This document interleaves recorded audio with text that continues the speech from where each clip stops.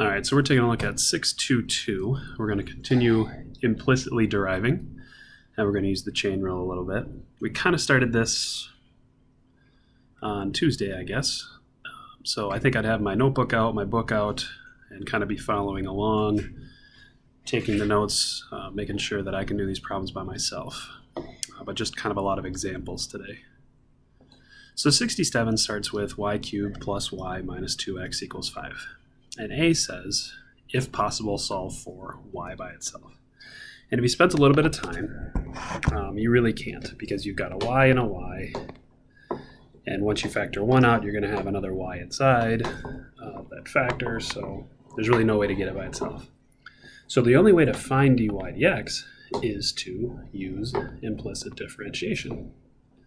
So when we start deriving, we're going to say it's 3y squared times y prime plus y prime minus 2 equals 0. And then... Minus 2 equals 0? That's Sick Jacks. Say hi. Oh my god. All right. So then we want to get the y prime all by itself. So we're going to add the 2 over. Are you talking to someone? Factor the y prime out. And then divide.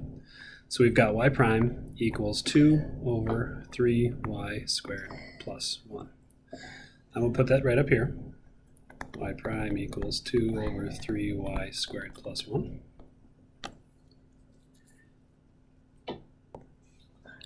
So then we found dy dx. If possible, find any values of x for which this relation is non-differentiable. Non-differentiable will be a vertical tangent, meaning the slope is 1 over 0, or a number over 0. So what are we looking for? We're looking for where is the denominator equal to 0. And would that happen here? Can 3y squared plus 1 ever be equal to 0? When I subtract that 1 over and divide by 3, I'm going to end up with... There. Look. And a square can never be negative. So I would say no. So I would say there are none in that case. How about horizontal tangents? That would be when the slope is equal to 0.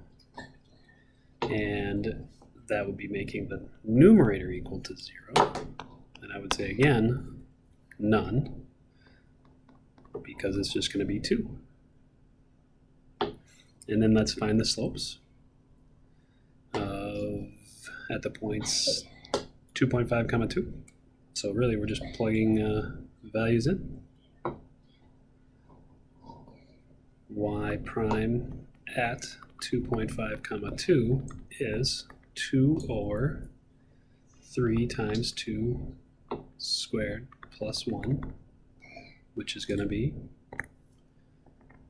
2 over 13. And then y prime at negative 1.5, 1, 2 over 3 times 1 squared plus 1 is 2 over 3. Good. And then y prime at negative 1.5, 1 will be 2 over 3 times 1 squared plus 1, which would be 2/4, which of course is 1/2. Now it says find the second derivative. Let's try that. That's going to be our classic y double prime is, I think we can do this a couple of ways. We could treat it as a negative exponent, or we could do a quotient rule. Let's do the quotient rule. Bottom d top minus top d bottom 6y times y prime over 3y squared plus 1 squared. Now, only y and x are present, so that's going to be a kicker for us. because we've got this y prime here. So what we really need to do is basically end up substituting. So I'm going to rewrite. This is all 0. So I have negative 2 times 6y times y prime No. Hey. No. over 3y squared plus 1 squared. Now, you've really got all multiplication going on, so the simplification here isn't that tough. If we kind of multiply everything through, I end up with a negative 24y over that 3y squared plus 1 right there, over 3y squared plus 1 squared. And if we think about this as a negative 1, it can actually get added to the bottom. So your final answer really could be negative 24y over 3y squared plus 1 cubed. But if you get here, you understand, then we can start simplifying, and then kind of the advanced simplifying over here. But that's our double derivative. All right, let's look at 68's example. The folium of Descartes is a pretty sweet equation and graph. One that, again, we could not plug into our... So as we estimated slope at 4, 2, here's 4, 2. There would actually probably also be a slope at 4, something up here. I would say the estimate of that slope is going to be somewhere around 1. It's probably a pretty good estimate. Let's take a look. How are we going to find it algebraically? We are going to find the derivative. How are we going to find the derivative? We have to do it implicitly. So 3x squared plus 3y squared, and I'm going to write dy dx equals, we've done this derivative a couple times in class, and that's going to have a product row with it.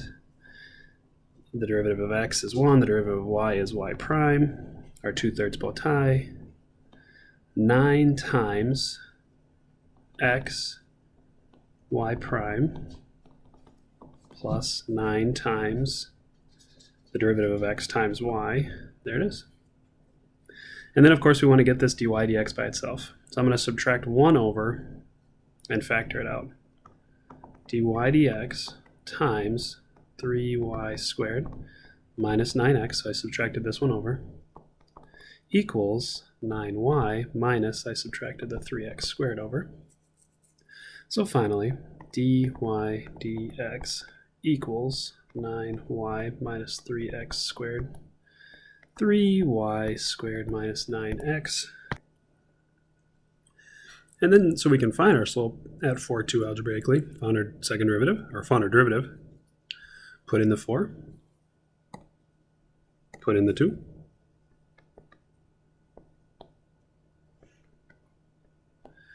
And I think if we run that math through, I think we get something like 5/4.